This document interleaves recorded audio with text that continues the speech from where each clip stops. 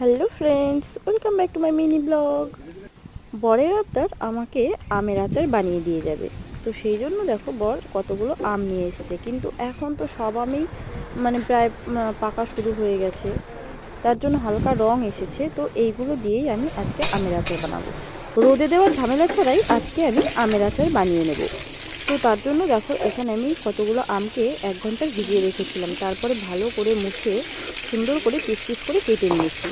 আর এদিকে যে মশলাটা তৈরি করেছি সেটা হলো 1 চামচ পাঁচফোড়ন আর 1 চামচ মৌরি আর 2টো শুকনো লঙ্কা আমি আলাদা করে একটু ভেজে গুঁড়ো করে রেখে দিয়েছি। তো তারপরে কড়াই গরম হলে তার মধ্যে একটু তেল দিয়ে 2টো শুকনো লঙ্কা ফোড়ন দিয়ে আর একটু পাঁচফোড়ন ফোড়ন দিয়ে আমগুলোকে ভালো করে ভেজে নেব।